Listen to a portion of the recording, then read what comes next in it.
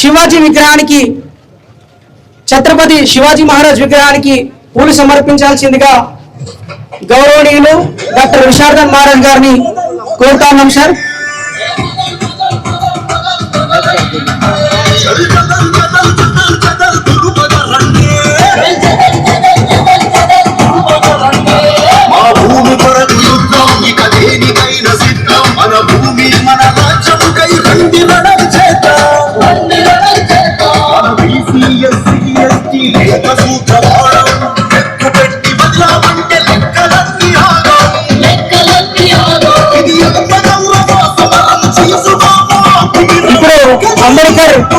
అంబేద్కర్ గారి విగ్రహానికి పూలు సమర్పించాల్సిందిగా కోరుతున్నాం సార్. దయచేసి అంబేద్కర్ విగ్రహం దగ్గర ఉన్న వాళ్ళు కొంత దారిని ఇవ్వాల్సిందిగా తెలియజేస్తా ఉన్నాం.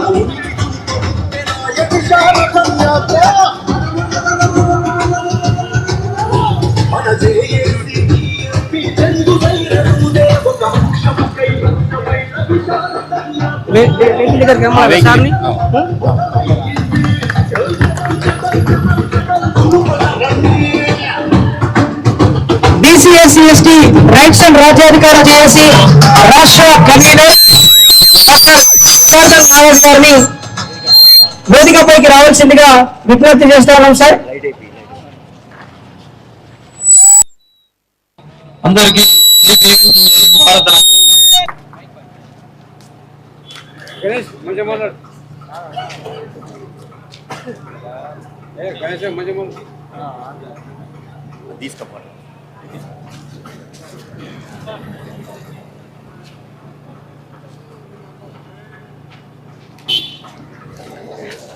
ఇప్పుడు BC/SC/ST జేఏసీ రాష్ట్ర కన్వీనర్ 1,00,000 కిలోమీటర్ల రథయాత్ర సారథి గౌరవశ్రీ డాక్టర్ విశారదన్ మహారాజ్ గారు ఈ సునాల గ్రామ ప్రజలను ఉద్దేశించి అట్లాగే మా భూమి రథయాత్రను ఉద్దేశించి ప్రసంగించాల్సిందిగా కోరుతా ఉన్నాం.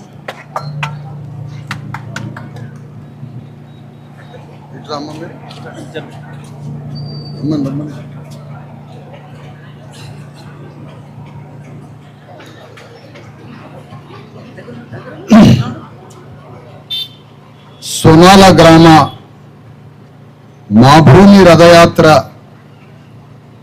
సభకు సమన్వయకర్త గణేష్ గారికి, ఈ కార్యక్రమానికి ప్రధానంగా నిర్వాహకులుగా ఉన్నటువంటి రాష్ట్ర నాయకులు లక్ష్మణ్ గారికి, ఈ రథయాత్రకి హాజరైన సునాల్ పట్టణ ప్రముఖ నాయకులైన మహర్ సంఘం నాయకులు భీమరావు గారు, ముస్లిం నాయకులు ఉస్మాన్ గారు, ఎక్స్ ఎంపీటీసీ లలిత గారు, డిఎస్పీ ఇన్ఛార్జి గారు పేరు రాయలేదు, రెడ్డి సంఘం నాయకులు రామరెడ్డి గారు, మేరు సంఘం నాయకులు ప్రకాష్ గారు, మున్నూరు కాపు నాయకులు చిలుకూరి నరేందర్ గారు, నాయి బ్రాహ్మణ సంఘం నాయకులు చిన్నయ్య గారు, మాదిగ జాగృతి సంఘం నాయకులు కృష్ణయ్య గారు, శంకర్ గారులకు సునాల్ పట్టణాన్ని కట్టిన సునాల్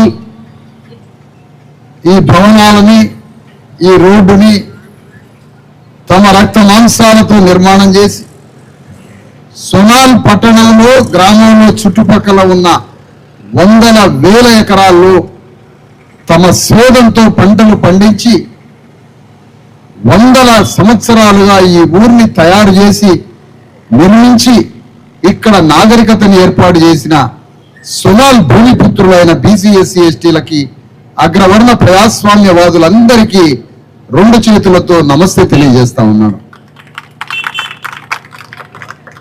ఈ సునాల్ ఊరిని కట్టింది మనమే, ఈ చుట్టుపక్కల భూములలో పంటలు పండిస్తున్నది మనమే. పంటలు పండించేది 100 కోట్ల మంది ఈ దేశంలో నిరంతరంగా రక్త మాంసాలు ఉడికించి సంపదను సృష్టిస్తారు. 100 కోట్ల మందిలో 50 కోట్ల మంది మహిళలు భూములలో వ్యవసాయ పంటలు పండిస్తారు. మొత్తం ప్రతిరోజు 100 కోట్ల మంది నిరంతరంగా శ్రమిస్తున్నా మనకి తిండి లేదు, మనకి బట్ట లేదు, ఉండడానికి గూడు లేదు, రోగం వస్తే దవాఖానా లేదు, బిడ్డలు చదివించుకోవడానికి స్కూల్ లేదు. ఇది ఎక్కడ విచిత్రం? దేశం అంటే ఇట్లా ఉండదు కదా. పనిచేసేవాడికి రక్తం చిందించి మాంసాన్ని ఉడికించి రోజు 10-12 గంటలు పనిచేసేవాడు సంపూర్ణంగా సమృద్ధిగా ఎందుకు తిండి తినలేకపోతున్నాడు? ఎందుకు తను ఉండడానికి గూడు లేదు?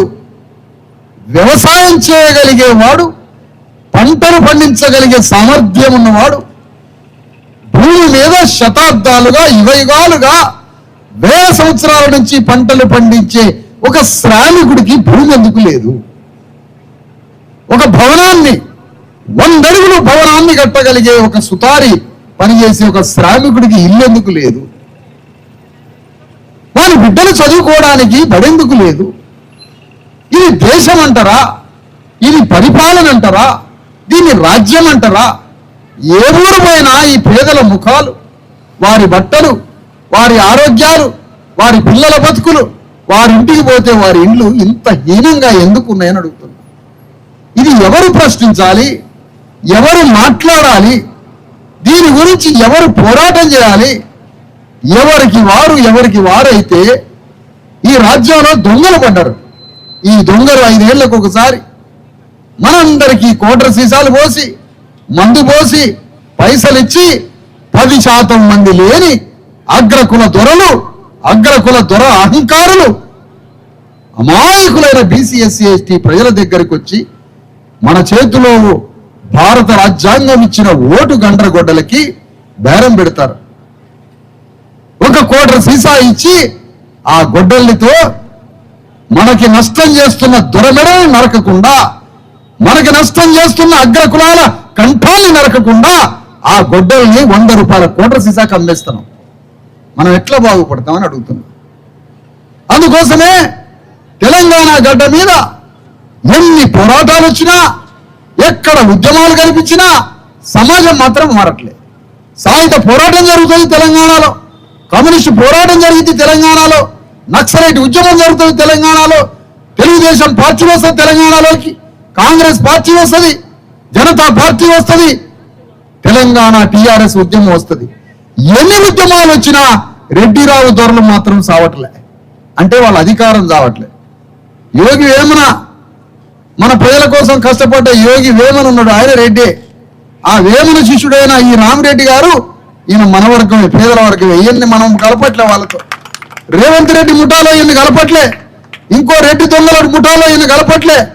అక్కడక్కడ మనసున్న రెడ్లు ఉంటారో ఆ రెడ్డిని మన వైపే కలుపుకొని పోదాం మనమంతా. నేనేమంటున్నానంటే ఈ సందర్భంగా తెలంగాణ గడ్డ మీద 10% లేని రెడ్డి రావులు 90% ఉన్న బీసీ ఎస్సీ ఎస్టీల రక్తాన్ని ఇంకెంతకాలం జుర్రుతారు, తాగుతారు?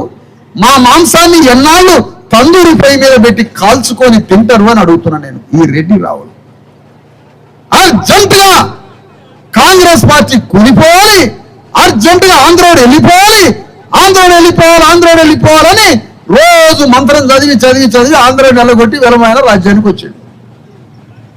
ఆంధ్రవాడు గోబ్యాక్, ఆంధ్రవాడు వెళ్ళిపోవాలా, వాడే దొంగ అని 14 ఏళ్ళు ఆంధ్రోడు దొంగ అని ఆంధ్రోడు నెలగొట్టి ఒక వెలమ దొర రాజ్యానికి వచ్చాడు. సచ్చిపతి వెలమ దొర 10 ఏళ్ళు పరిపాలించాడు. వెంటనే రేవంత్ రెడ్డి బయలుదేరి అర్జెంటుగా కేసీఆర్ వెళ్ళిపోవాలి, ఈ దొంగ వెళ్ళిపోవాలని కేసీఆర్ నెలగొట్టి మళ్ళా రెడ్డి గారు రాజ్యానికి వచ్చాడు. వాడిని నెలగొట్టినా వీడిని నెలగొట్టినా లాస్ట్కి రెడ్డి రావుల రాజ్యమే. మన వాళ్ళిద్దరి చేతులనే రాజ్యం మారుతుంది. ఇది ఎంతకాలం చూసుకుంటూ ఉందామంటారు. రెడ్డి రావులు కలిపితే 5% లేరు, రెడ్లు రావులు కలిపితే 5% లేరని లెక్క తేలిపోయింది. కులగణన సోనాలకు కూడా వచ్చింది, కులగణన సోనాలకు వచ్చింది. మరి సోనాలకి వచ్చిన కులగణన, సోనాలకు వచ్చిన కులగణన ఏమిచ్చింది అని అడుగుతున్నా. 50 సంవత్సరాలు కాంగ్రెస్ పార్టీ పరిపాలించింది. 50 ఏళ్ళు కాంగ్రెస్ పార్టీ పరిపాలించింది, కులాన్ని లెక్క పెట్టలే. సాగరోళ్ళు ఎంతమంది ఉన్నారు భారతదేశంలో? సాగరోళ్ళకి ఈ దేశం ఏమి ఇచ్చిందని అడుగుతున్నా. ఇక సాగరోళ్ళు ఏమి ఇచ్చారు? 2500 సంవత్సరాలు భారతదేశంలో ఉన్న అందరి బట్టలు ఉతికి, మీకు మంత్రసాని పని చేసి బట్టలు ఉతికి దేశానికి సేవ చేశారు సాగరోళ్ళు. మరి సాగరోళ్ళకి నువ్వేమి ఇచ్చినావు? ఏమి ఇయ్యలే. వాళ్ళ బతుకు మార్చలే. సాగరోళ్ళ బిడ్డలకి స్కూల్ కట్టియలే, సాగరోళ్ళకి హాస్పిటల్ కట్టియలే, సాగరోళ్ళకి ఉద్యోగం ఇయ్యలే, సాగరోళ్ళకి భూమి ఇయ్యలే. మరి మంగళోళ్ళకి ఏమి ఇచ్చినావు? సాగరోళ్ళకి ఏమి ఇచ్చినావు? మంగళోళ్ళకి ఏమి ఇచ్చినావు? విశ్వబ్రాహ్మణులకు ఏమి ఇచ్చినావు? పద్మశాలిలకు ఏమి ఇచ్చినావు? సాయువులకు ఏమి ఇచ్చినావు? యాదవులకి ఏమి ఇచ్చినావు? ముదిరాజులకు ఏమి ఇచ్చినావు? గౌండ్లోళ్ళకి ఏమి ఇచ్చినావు? కుమ్మరోళ్ళకి, మేఘరోళ్ళకి, వంజరోళ్ళకి, మరాఠోళ్ళకి, ఒక్కొక్క కులానికి ఈ దేశం ఏమిచ్చిందని అడుగుతున్నా. కానీ మేమేమిచ్చినావో తెలుసా? నీకు రాజ్యాన్ని ఇచ్చినావు. రెడ్డిరావులకి, ఠాగూర్లకి రాజ్యాన్ని ఇచ్చినావు, బ్రాహ్మణులకి రాజ్యాన్ని ఇచ్చినావు, రెడ్లకి రాజ్యాన్ని ఇచ్చినావు, వెలమలకి రాజ్యాన్ని ఇచ్చినావు. మొత్తం కులాలకి రాజ్యం ఇచ్చి మా రక్త మాంసాలు ఉడికిచ్చి మీ భూముల్లో పంటలు పండించి మీ భవనాలు కట్టి మీ సమాధులు కట్టుకొని చచ్చిపోయినాం. ఏమిచ్చినావు రా మాకు? మీరేమిచ్చారు మాకు? ఏమి ఇగో మేము ఇచ్చినాం. కృతజ్ఞత ఉన్నదా మీకు? ఏం చేయడానికి? సొనాల్లో హాస్పిటల్ కట్టలేవా? సొనాల్లో 1వ తరగతి నుంచి ఇంటర్మీడియట్ వరకు, ఇంటర్ నుంచి డిగ్రీ వరకు, పీజీ వరకు మా బిడ్డలందరూ ఎడిగిపోకుండా ఒక బ్రహ్మాండమైన ఒక పెద్ద స్కూల్ కట్టి మా పోరగాళ్ళని చదివించి ఒక ఉద్యోగం ఇయ్యలేవు. సిగ్గు శరం లేదు ఈ గవర్నమెంట్లకి, శరం లేదు ఈ ప్రభుత్వాలకి. ఓట్లు అడగడానికి మేం ముఖం పెట్టుకొని వస్తున్నారో మా దగ్గరికైనా అడుగుతున్నా. ఏ పార్టీ గురించి అట్లా అందరు దొంగలు, అంత దొంగలే. రెడ్డి రావులు అగ్రకుల పార్టీలలో ఉన్న వాళ్ళంతా మన రక్త మాంసాలు పీల్చి పీల్చి పిప్పి వేసి విసిరి పారేస్తే కిడ్నీ రోగంతో ఒకటి చేస్తాడు, గుండె జబ్బుతో ఒకటి చేస్తాడు, కాలేయంతో ఒకటి చేస్తాడు, నెత్తురు లేక తల్లులు చేస్తాడు, పౌష్టికారం లేక బిడ్డలు చచ్చిపోతాడు.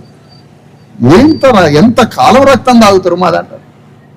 ఈ పరిస్థితులన్నీ చూసి, ఈ కష్టాలన్నీ చూసి తెలంగాణ గడ్డ మీద 90% మంది బీసీ ఎస్సీ ఎస్టీ ప్రజలకి వీళ్ళు ప్రతినిధులు గారు, వీళ్ళు మనకు నాయకులు గారు. రెడ్డి అయినట 100కి 4 ఉంటారట, 50 మంది ఎమ్మెల్యేలు ఉంటారట అసెంబ్లీలో, 100కి 4 ఉంటారట, 7-8 మంది పార్లమెంట్ సభ్యులు ఉంటారట, 100కి 4 ఉంటారట, ముఖ్యమంత్రి పీఠం కావాలట, 100కి 4 ఉంటారట, క్యాబినెట్ మంత్రిత్వం అంతా వాళ్ళదేనట, 100కి 4 ఉంటారట, 50 చైర్మన్లు అయితే 30 చైర్మన్లు రెడ్లే వేసుకుపోతారట, 100కి 4 ఉంటారట, 40 మంది ఎమ్మెల్యేలట. ఇది ఎక్కడి గోళం? ఇది ఎక్కడ అన్యాయం? ఇక వెలమదొరల కాడికి వస్తే 100లో ఒక్కడు కూడా ఉండదట, సగమేనట, సగం మండేనే ఉంటుంది. మరి 100కి సగం లేనోడు ఒక్కడు లేడు, ఒక్కడే సగం అట వెలమోళ్ళు. మొత్తం రాజ్యం వాళ్ళదట. మరి మా చేతికి రాజ్యం వచ్చేది ఎప్పుడు నానా? ఇంకా నా చెయ్యి నీ చేతుల్నే ఉందిగా నానా? నీ చెయ్యి నా చెయ్యి విడిపోయేది ఎప్పుడు నానా? ఈ బొమ్మరిల్లాగా ఎప్పుడు నువ్వు నా చెయ్యిని వదిలేస్తావు? ఎన్నాళ్ళు నా చెయ్యిని గుంజుతావు? అందుకనే నీ చేతిలో మా చెయ్యి వద్దుగా. నీకు మాకు విడికైతేలే. అగ్రకుల రెడ్డి రావులు వాళ్ళ కంట్రోల్లో మేము ఉండం. మా అంతటా మేమే తెలంగాణ గడ్డ మీద పెద్ద పెద్ద బీసీ ఎస్సీ ఎస్టీ మేధావులు, నాయకులు, బుద్ధిజీవులు అందరం కలిసి ఈ పార్టీల సంగతి పక్కన పెట్టి తెలంగాణ గడ్డ మీద 3.5 కోట్ల మంది ఉన్న బీసీ ఎస్సీ ఎస్టీలంతా ఒకటై బీసీ ఎస్సీ ఎస్టీ జేఏసీ అని సంఘాన్ని కట్టి ఆ సంఘంతో తెలంగాణ గడ్డ మీద మొత్తం బీసీ ఎస్సీ ఎస్టీలని రాజకీయంగా, సామాజికంగా, ఆర్థికంగా, సాంస్కృతికంగా చైతన్యం చేసి తెలంగాణ గడ్డల మా సమస్యల్ని మీవే పరిష్కరించుకుంటాం, పరిష్కారం కాకపోతే తెలంగాణ గడ్డ మీద రాజ్యానికి మీవే వచ్చి ఆ ముఖ్యమంత్రి పీఠాన్ని మీరే పట్టుకుందామని ఈ రథాన్ని వేసుకొని మీ ఊరు వచ్చినా తెలియజేస్తా ఉన్నా. సోనాల్ గ్రామానికి వచ్చిన, ఈ గ్రామానికి వచ్చినాం. రాడ భూమి సమస్య, రాగానే ఊళ్ళ సమస్యలు. ఎవరి ముఖంలో కళ లేదు, కాంతి లేదు, ఆరోగ్యం లేదు, బట్ట లేదు, ఏం లేదు. ఏం చేద్దాం మరి? ఏం చేస్తే మన సమస్యలు పరిష్కారం అయితే? కలెక్టర్ సోనాల్ రాడట. కలెక్టర్ గారు వచ్చి ఒక ఇంటింటికి మన సమస్యలు ఏందో రోజు పొద్దున పూట వాకింగ్ రాదు వచ్చి. కలెక్టర్ గారు రోజు ఒక ఊరు వచ్చి 7-8 కిలోమీటర్ల వాకింగ్ చేస్తే అందరి సమస్యలు తెలిసిపోయాయి.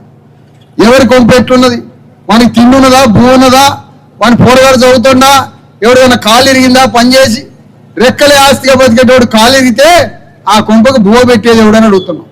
కానీ కలెక్టర్ బాధ్యత ఏంటి? ఇది రిపబ్లిక్ స్టేట్, గణతంత్ర రాజ్యం అంటే ప్రతి తలని సంరక్షించాలి, ప్రతి తలకి కూడు గుడ్డ భూమి అందించి అతనికి జీవన భద్రతను ఏర్పాటు చేయడమే రిపబ్లిక్ స్టేట్ యొక్క లక్ష్యం. మరి కలెక్టర్ని అందుకనేగా పంపింది. కలెక్టర్ లేనప్పుడు ఏం జరిగింది? రాజే సర్వాధికారి, మానవుడికి స్థానం లేదు గణతంత్రం లేనప్పుడు. అది ప్రభువుల రాజ్యం, భూస్వాముల రాజ్యం. అది కూలిపోయిన తర్వాత గణతంత్ర రాజ్యం ఏర్పడింది. గణతంత్ర రాజ్యం ఏర్పడ్డాక భారత రాజ్యాంగం ద్వారా కలెక్టర్ వచ్చింది ఆదిలాబాద్కి. కలెక్టర్ వచ్చినాక మనందరినీ ఏం బతుకుతున్నాం, ఎట్లా జీవిస్తున్నాం అనేది చూడలేకపోయింది.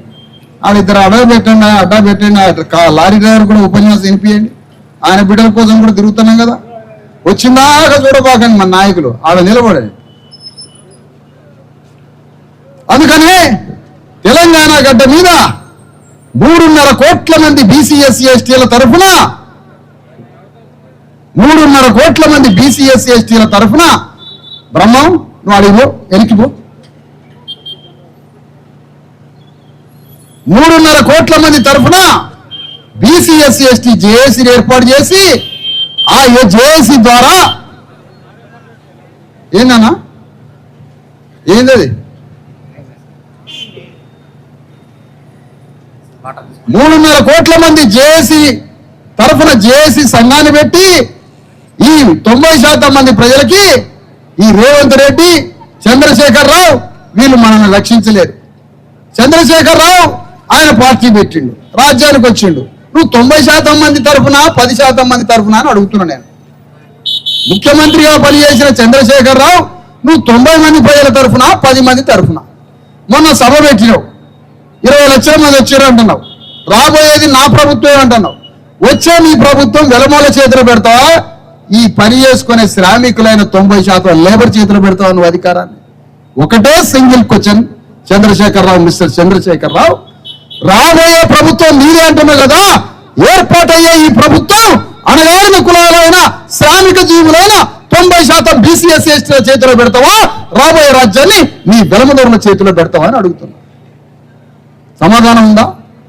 మా ఓట్లు మాత్రం నీకు కావాలి, రాజ్యం మాత్రం ఇవ్వవు. నీ భూమిలో పనిచేయాలా, భూములు మాత్రం ఇవ్వవు. నీ భవనాల్లో పనిచేయాలా, భవనాలు మాత్రం ఇవ్వవు. నీ భవనాలు వద్దు, నీ భూమి వద్దు, నీ బొమ్మ మీద కొట్టుకో. మాకు దవాఖాన ఉందా? దవాఖాన ఉందా అంటున్నా. మా బిడ్డలకి ఒక మంచి హాస్పిటల్ ఉందా? మేము చదువుకోవడానికి మంచి స్కూల్ ఉందా? చేసుకోవడానికి పని ఉందా? ఏంది పిచ్చి జనంలాగా తిరగడం? 10,000 రూపాయల పెట్టుబడి దొరికితే చాలు రా అనుకుంటాను. బజార్ల గుడ్డ పరిచి కింద కూరగాయలు అమ్ముతారు, కింద మాంసం చేపలు అమ్ముతారు. ఇదా ఈ దేశం? ఈ దేశం ఇదా? చిన్న బిజినెస్ పెట్టుకోవడానికి ఒక 25,000 రూపాయల పెట్టుబడి ఇచ్చేటోడు లేడు కదా. 25 లక్షల కోట్ల లోన్లు ఇచ్చిందట అంబానీ లాంటి వాడికి, ఆదాని లాంటి వాడికి 25 లక్షల కోట్ల రూపాయలు ఇచ్చి మాఫీ చేసి పారేసిందట. అయ్యో పేదోడు, అదాని పేదోడు, అంబానీ పేదోడు అని లోన్ మాఫీ చేసిందట 25 లక్షల కోట్లు. మనల్ని బ్యాంకులకు రమ్మన్నోడు లేడు, వచ్చే కుర్చీ వేసి కూర్చోబెట్టినోడు లేడు, 10 రూపాయల లోన్ ఇచ్చినోడు లేడు. మా రక్తం తాగుతున్నారు కదరా మీరంతా. ఈ రక్తం తాగే పిశాసులకి, ఈ రక్తం తాగే దెయ్యాలకి, ఈ రక్తం తాగే మాంత్రిక దుర్మార్గులకి ఎందుకు ఓట్లేస్తున్నామని అడుగుతున్నా. అందుకనే 90% బీసీ ఎస్సీ ఎస్టీ ప్రజల తరఫున సంఘం పెట్టినాం. ఎందుకు? కేసీఆర్, రేవంత్ రెడ్డి, బీజేపీ 3 పార్టీలు 90% మంది ప్రజల తరఫున మీరు పనిచేయట్లే. కేసీఆర్ ఏమో వెలమూలకి ఇస్తాడు రాజ్యాన్ని, రేవంత్ రెడ్డి ఏమో రెడ్లకు రాజ్యం ఒప్పు చెప్తాడట, బీజేపీ కూడా బనియా బ్రాహ్మణ రెడ్డి రావులకి రాజ్యాన్ని ఇస్తుందట. మరి 90% ప్రజలకు ఏమిస్తావు? మా శ్మశానాలు, మా శవాలు, మా చావులు, మా మరణాల దగ్గరికి వచ్చి 1000 రూపాయలు చేతులు పెడతాడు, లేదా బియ్యం బస్తా ఎత్తాడు మా దినాల కాడికి వచ్చి. అందుకనే మీరు 10% ప్రజల తరఫున మాత్రమే మీ పోరాటాలు, మీ పార్టీలు, మీ ప్రభుత్వాలు, మీ తల్లాట, మీది మొత్తం 10% ప్రజల తరఫునే. 90% ప్రజలకి మీరు ఏమి ఇవ్వలేదు కాబట్టి మేము 90% తరఫున ఈ ఉద్యమాన్ని మొదలుపెట్టినాం. ఈ ఉద్యమాన్ని మొదలుపెట్టి ఇదో ఈ ఉద్యమాన్ని తీసుకొని తెలంగాణ గడ్డ మీద 1,00,000 కిలోమీటర్ల రథయాత్ర చేసి 10,000 గ్రామాలు తిరిగి 500 మండలాలు తిరిగి 33 జిల్లాలు తిరిగి మొత్తం సమస్యలన్నీ ఏంటి మన బతుకులు ఎట్లున్నాయని ఈ సమస్యల కాగితాలు తయారు చేస్తాం. ఈ సమస్యల కాగితాలు తయారు చేసి ఇంటింటికి పోయి సమస్యలు చూస్తున్నాం. ఒక ఇంటికి పోతే ఇల్లు లేదు, మట్టి గోడలు, రంధ్రాలు పడ్డ రేకులు, 4 అడుగుల ఎత్తు లేదు ఇల్లు, అందులో ఒళ్ళని జ్వరబడి గుహలో పోయినట్టు పోతారు. అందులో ఇల్లు కట్టించినోడు లేదు ఈ రాజ్యం. ఈ రాజ్యం ఇల్లు కట్టేట్లే, కానీ అతను 50 ఏళ్ళు ఇల్లే కట్టించినాడు. ఆ ఇంట్లో ఉన్నాడు, తనకి ఇల్లు లేదు, తనకి భూమి లేదు, దవాఖాన లేదు, ఏమీ లేదు, చేసుకోవడానికి పని లేదు, సుతారడ్డాలకు పోయి పనిచేస్తాను. అందుకని ఈ 3.5 కోట్ల మంది ప్రజల సమస్యల పరిష్కారానికి, వాళ్ళ దుఃఖ నిర్మూలనకి, సమస్యల్ని ప్రపంచ దృష్టికి తెలియడానికి, సమస్యల్ని ప్రభుత్వ దృష్టికి తెలియపరచడానికి, ఇగో నువ్వు తప్పు చేస్తున్నావు, దోషివి అని చెప్పడానికి, ఇగో నువ్వు దొంగతనం చేస్తున్నావు, నువ్వు మా రక్తం తాగుతున్నావు, మా ఓట్లు ఎంచుకున్నావు, నీ వర్గం కోసమే పని చేస్తున్నావు. ఏం పుట్టిందా మైకి? నీ వర్గం కోసమే పనిచేస్తున్నావు కాబట్టి నిన్ను దోషిగా నడి బజార్లో కట్టేద్దామని ఇదో ఈ రథం బయలుదేరింది. ఇది ఏ రథం? ఇది భారత రాజ్యాంగ రథం. ఇది భారత రాజ్యాంగ రథం. ఇది శివాజీ మహారాజ్, సాహు మహారాజ్, సంత్ కబీర్ దాస్, బసవేశ్వరుడు, అంబేద్కర్, జ్యోతిరావు పూలే, కాంశీరాముల యొక్క ఆలోచన రథం ఇది. ఈ రథం లక్షలాది కాగితాలను తీసుకొని, ఈ సమస్యల కాగితాలను తీసుకొని, ఈ సమస్యల్ని ప్రపంచానికి తెలియజేయడానికి ముందు ఆదిలాబాద్ జిల్లాని ఎంచుకోవడం జరిగింది. ఎందుకు ఆదిలాబాదు? ఆదిలాబాద్లో మనం లెక్క లేదు, పత్రం లేదు, లెక్క లేదు, పత్రం లేదు. మనం అంటే మనం మనుషులమే కాదట, ఎక్కడనో అడవిలో పడి చిక్కుకొని పోయింది ఈ జిల్లా. ఇక్కడ మనుషులు ప్రభుత్వానికి కనిపించారు, కలెక్టర్ కనిపించారు, ఎవ్వరికి కనిపించారు. సచ్చినా ఎవడు పట్టించుకోడు. 12 మంది చచ్చిరా పక్క మండలాలల్లా. ఒక్కడొచ్చి, ఒక ఎంఆర్ఓ వచ్చి, ఒక కలెక్టర్ వచ్చి, ఎట్లా తెచ్చినోరా నాయన, నీ కుటుంబం ఎట్లా బతికిద్దని పలకరించిన వాళ్ళు లేడు, 10 రూపాయలు ఇచ్చిన వాళ్ళు లేడు. 10 మంది తెచ్చిరా 4 మండలాలు. ఎందుకు? ఒకటికి ఎకరమే వ్యవసాయం. ఆ ఎకరం వ్యవసాయంలో ఏదో రైతుకు బంధు వస్తుందని, అది వస్తుందని, ఏమైనా రుణాలు మాఫీ అయితే అని చూసి ఒక్కడు పైస ఇవ్వకపోతే మందు తాగి చచ్చిపోయారు 30 ఏళ్ళ రైతులు, ముక్కుపోచలారని బిడ్డలు. ఆ కుటుంబాన్ని ఎవడు బతికేయాలని అడుగుతారు.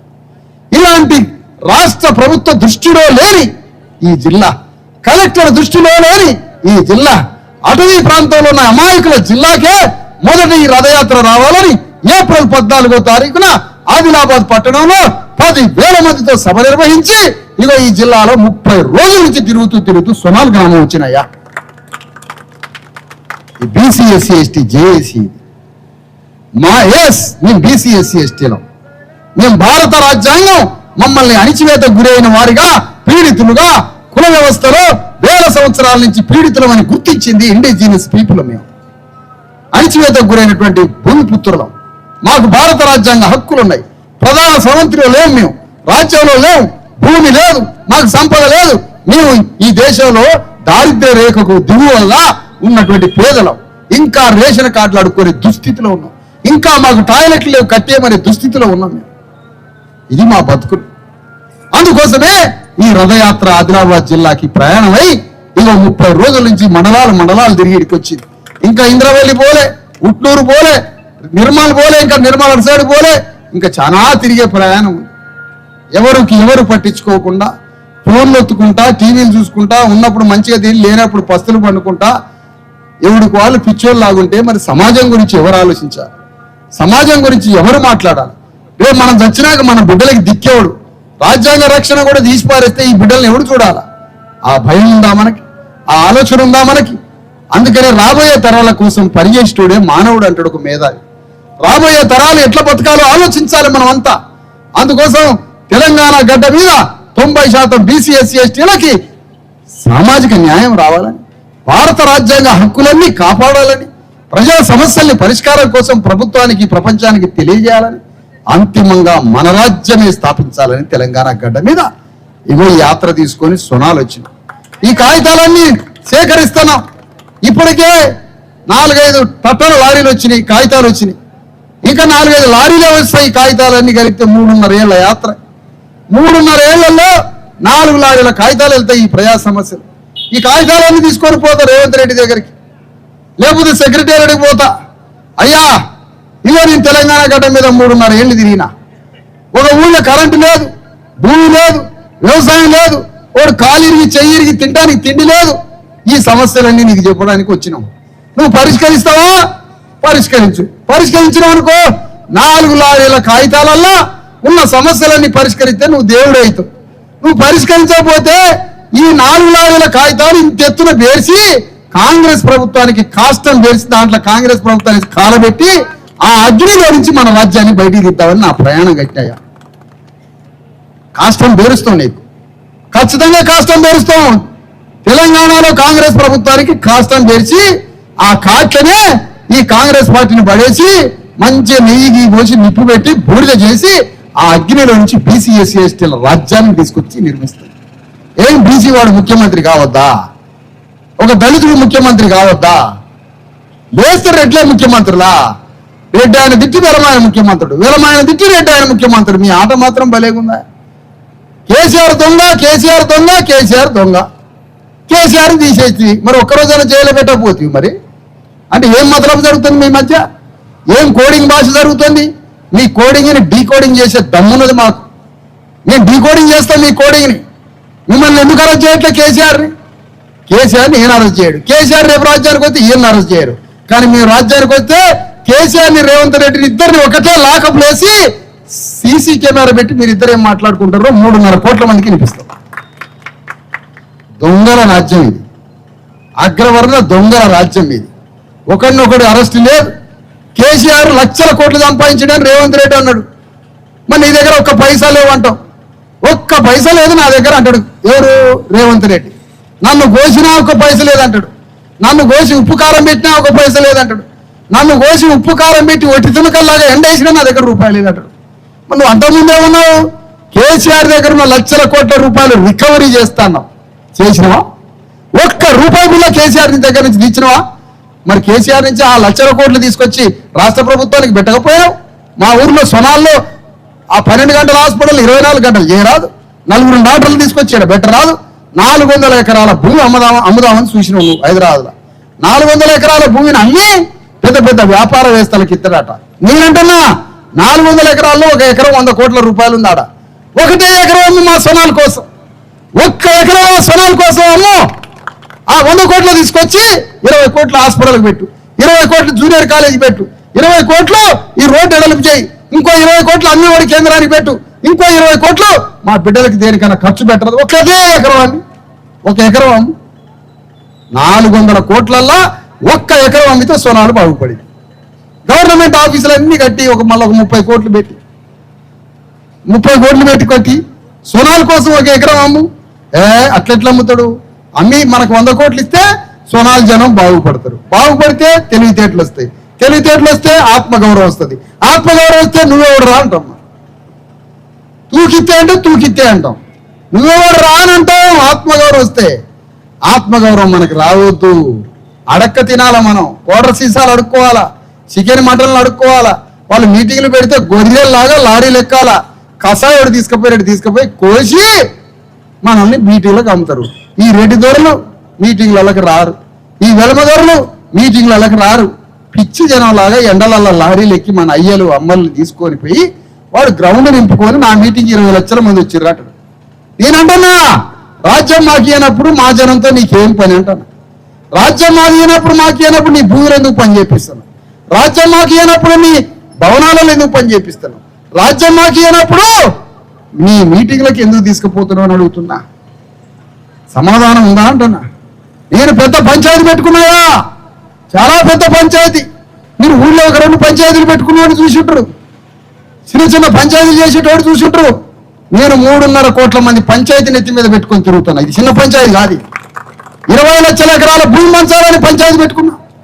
20 లక్షల ఎకరాల భూమిని మంచాలి నా ప్రజలకి. ఇది నా పంచాయతీ. 3.5 కోట్ల మందికి రాజ్యం రావాలా. ఇది నా పంచాయతీ. 3.5 కోట్ల మందిలో 1 కోటి మంది బీసీ ఎస్సీ ఎస్టీ యువకులు ఉన్నారు. వాళ్ళకు ఉపాధి ఇవ్వాలా. ఇది నా పంచాయతీ. నా పంచాయతీ పక్కింటోడి మీదనో అన్న మీదనో తమ్ముడి మీదనో ఊళ్ళే ఇంత 10 రూపాయల పంచాయతీ కాదు నాది. తెలంగాణ రాజ్యాన్ని వెళ్తున్న రెడ్డి రావులతో నా పంచాయతీ. అదే నా యుద్ధం. అనగారు మీరేమనుకోవద్దు రామరెడ్డి గారు, నేను పేదల పక్షాన మీరు అనుకుంటున్నా. మీరు ఆలోచించవద్దు. మీలాంటి వాళ్ళు మాతోటి ఉండాలి. మీ రెడ్లు పేద రెడ్లు మీరు పెద్ద రెడ్లలో ఉంటే 100 ఎకరాలు 1000 ఎకరాలు ఉన్న రెడ్డి చిన్న రెడ్డిని లెక్క చేయడు. పెళ్లి కార్డు కూడా చేయడు. అసలు ఇట్లా కిందకి పైకి చూస్తాడు చిన్న రెడ్డిని. కానీ అదే రామరెడ్డికి ఒక దళితుడు ఒక మాదిగాయనో ఒక మహారో పెళ్లి కార్డు ఇస్తే నువ్వు ఇంటికి వచ్చిన దాకా నిన్ను దేవుళ్ళగా చూసి ఫంక్షన్ చేసి అన్నం పెట్టి మళ్ళీ నిన్ను ఇంటికి పంపుతాడు. మా దొరొచ్చిండని అంత ప్రేమగా చూస్తారు. నువ్వు 100 ఎకరాలున్నా 1000 ఎకరాలున్నా రెడ్డి గారి దగ్గర పో, నేను పట్టించుకోను కూడా పట్టించుకోడు. అది మా ప్రేమ అంటే. నువ్వు పేదోళ్ళతో కలిసిరా, పెద్దోళ్ళతో కాదు. నువ్వు మాతో కలిసిరా. ఆనాడు యోగి వేమారెడ్డి అణగారిన వర్గాల తరపున యుద్ధం చేసిండు. ఆయన రెడ్డి. ఆయన మనసున్న రెడ్లు మాతో కలిసి రావాలి. అందుకనే తెలంగాణలో పెద్ద పంచాయతీ మీద వేసుకొని తిరిగినా రథం కట్టుకున్న ఈ జీవు చిన్న జీవే కనిపించచ్చు. 100 కోట్ల రూపాయలతో ఆకాశంలో రెడ్డి వెలమదోరలు తిరిగే హెలికాప్టర్లను కూలగొడతా నా రథంతో. నా రథంతో ఆకాశంలో ఎగిరే రెడ్డి వెలమదోరల హెలికాప్టర్లను కూలగొట్టి భూమి పుత్రులైన బీసీ ఎస్సీ ఎస్టీలకు రాజ్యం ఇచ్చే రథయాత్ర ఇది అని తెలియజేస్తాను. అదే ప్రజాస్వామ్యం, అదే ఓటు. గండ్రగొడ్డలకు ఉండే పవర్ ఆఫ్ గండ్రగొడ్డలి ఓటు అనే గండ్రగొడ్డ. ఓటుతో లక్షల కోట్లతో కులీనులైనటువంటి రాజ్యాలని నేలమట్టం చేయగలదు ఓటు అనే ఖడ్గం. ఆ ఖడ్గాన్ని నువ్వు అమ్ముకుంటున్నావా? ఈ తుర్కాయన చూడండి ఒకసారి. దండం పెట్టాలి మనం. తుర్కాయన ఏమనుకోవద్దు. ప్రజల భాష. ముస్లింలు మైనారిటీలు ఎందుకు మరుగుతారు? రాని భాషలు ఎందుకు? మత మైనారిటీలని పార్సీలని సిక్కుల్ని బౌద్ధుల్ని క్రైస్తవుల్ని అందరిని కలిపి మత మైనారిటీలు అంటారు. ఊళ్ళ భాష తుర్కాయన అంటాం. వీళ్ళు హైదరాబాద్లో ఏం చేసినారో తెలుసా? ఈ రెడ్డి రావులు పెద్ద దొంగలు, వీళ్ళు ఎవడు మనకు సాయం చేయరు, వీడు మనకు సాయం చేయాల్సిన అవసరం ఏంది? ఆ రెడ్డి అయినా ఎలమైన ఇక మనమే పార్టీ పెట్టుకుందామని ఎంఐఎం పార్టీ పెట్టుకొని 10 మంది ఎమ్మెల్యేలై 70 మంది కార్పొరేటర్లై హైదరాబాద్ రాజ్యాన్ని తుర్కోళ్ళు ఏలుకుంటారు. సిగ్గుశరం మనకు లేదు, తుర్కోళ్ళకు ఉన్నది సిగ్గుశరం. సిగ్గుశరం మనకేది? మనమే కోట సీసాలకు ఓటు అమ్ముకుంటున్నాం. హైదరాబాద్ లో పళ్ళు అమ్మేటాయన, గొడుగులు బాగు చేసాయన, టార్చ్ లైట్లు బాగు చేసి, తాళం చేయలు బాగు చేసే బువ్వకు లేని గుడ్డకు లేని కడు పేద తురుకు ఆయన ₹1 కోటి ఇచ్చినా ఓటు అమ్మడు. కోటర్ సీసాకు మనం ఓటు అమ్ముతాం. మరి ఎవరు చూసి బుద్ధి తెచ్చుకోవాలా? మళ్ళీ ఎంఐతో అమ్ముతో కాసేపు కాంగ్రెస్ వాడు దోస్తాను చేస్తాడు, కాసేపు ఎలమయం దోస్తాను చేస్తాడు కేసీఆర్. కానీ అసలు ఎంఐఎం పార్టీ ఎందుకు పుట్టిందో మాత్రం కథ చెప్పడు. ఎందుకు పుట్టింది? రెడ్డి రావులు దొంగలు, మీరు మాకు న్యాయం చేయరు కాబట్టి మేమే పార్టీ పెట్టుకున్నాం. తుర్కోలంతా కలిసి పార్టీ పెట్టుకున్నారు. మంచిగా 10 మంది ఎమ్మెల్యేలు అయినరు, 70 మంది కార్పొరేటర్లు అయినరు. ప్రతి ముఖ్యమంత్రికి తాళ్లు కట్టి పగ్గాలు వాళ్ళ చేతిలో పెట్టుకుంటారు ఎంఐఎం బోర్డు. మా పని చేయరా? అది వాళ్ళ ఆత్మగౌరవం. మనం మా ఇంట్లో 4 ఓట్లున్నాయని 4,000 తగ్గుతుంది వాడి దగ్గర. మా ఇంట్లో 3 ఓట్లునే వాడి మాట వీడి చెప్పి, వీడి మాట వాడి చెప్పి, మనం దళారుల లాగా మన దాంట్లోనే దొంగలయ్యి మనమే రకరకాల నాటకాలు ఆడుకుంటే కోటర్ సీసాలకు అమ్ముకుంటే ఇక మనకు రాజ్యం ఏడేదా? ఆ ఆకాశాన్ని నిలుచుకున్న భగవంతుడే మన మీద దయ తెచ్చి ఓటు కట్టడం ఇచ్చిండు అంబేద్కర్ ద్వారా. ఆ ఓటు కూడా గండ్రగొడ్డలి అనే ఓటుని కూడా నువ్వు కోటర్ సీసాకు అమ్ముకొని ఫుల్గా జిమ్జిమ్మలాడేటట్టు తాగితే నీళ్ళు కలుపుకోకుండా తాగుతోటి బర్రన మత్తు రావాలని లోపల కార్జం కాలిపోతాండే. హాస్పిటల్కి పోతే వాడు బాగు చేయకపోయా, వాడు చచ్చే, మళ్ళీ చచ్చిన తినాలిపోయి మళ్ళీ వాడు తాగుతుంటే. ఇదే నా బతుకంతా, తాగుడే నా జీవితం అంతా అంటున్నా. రాజ్యం కోసం యుద్ధం చేయి, ఫుల్ బాటిల్ మత్తు కన్నా ఎక్కువ ఉంటుంది రాజ్యం కోసం యుద్ధం చేస్తే. అర్థమైందా? రాజ్యం కోసం పోరాటం చేయి, యుద్ధం చేయి. యుద్ధంలో మనం రాజులమైతే నీ బిడ్డలకి తరతరాలకి దారి వేసిపోయినాడు అవుతాడు. అందుకనే సొనాల్ ప్రజలారా, సొనాల్ భూమిపుత్రులారా, బిడ్డలారా, బీసీ ఎస్సీ ఎస్టీ ప్రజలారా, ముస్లింలు కూడా బీసీలే. బీసీ సర్టిఫికేట్ ఉందిగా నీకు, అయిపోయా. ఎందుకు మైనారిటీ అంటే అల్పుడు అని అర్థం. ఎందుకు ఆ పదం ఎందుకు మనకి? నువ్వు పెద్దవాడి మెజారిటీ, మైనారిటీ కాదు తుర్కోలు, మెజారిటీ ప్రజలు వాళ్ళు. ఈ భూమి పుత్రులు మన అన్నదమ్ములతో సమానం.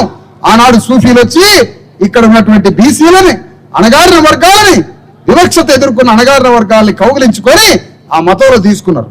వీళ్ళంతా మన బిడ్డరు, భూమి పుత్రులు, మనతో కలిసి మెలిసి బతుకుతున్నారు వీళ్ళంతా. అందుకనే బీసీ ఎస్సీ ఎస్టీ ముస్లింలు అందరూ కలిసి తెలంగాణ గడ్డ మీద రాజ్యాన్ని ఏర్పాటు చేద్దాం. మనసున్న రెడ్లు, పేద రెడ్లు, మనతో ప్రేమ కలిగిన రెడ్లని మనలో కలుపుకుందాం. రామిరెడ్డి అన్నను కూడా మన దాంట్లో కలుపుకుందాం. అట్లా మనం ప్రయాణం చేసి పెద్ద పెద్ద రెడ్ల మీద బాణాలు ఇసిరేస్తాం. పెద్ద పెద్ద రెడ్ల మీద ఓటు అనే గండ్రగొడ్డలు తీసుకొని యుద్ధానికి పోదాం. అది మనం చేయాల్సిన బీసీ ఎస్సీ ఎస్టీలు చేయాల్సిన యుద్ధం. సోనార్ ప్రజలారా, జీవితం అంటే అర్థం ఏంటో తెలుసా?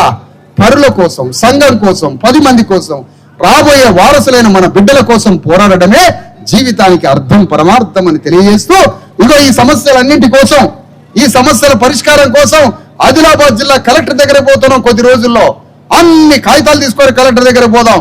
సోనాల్ ప్రజలారా, మీ బిడ్డల భవిష్యత్తు కోసం మీరు కూడా రండి, కలెక్టర్ని అడుగుదాం. చేతలో చేయడం ఆయన వదిలేద్దాం. పైసలు ఉంటే చెయ్యి, పైసలు లేకపోతే ప్రభుత్వాన్ని అడుగు.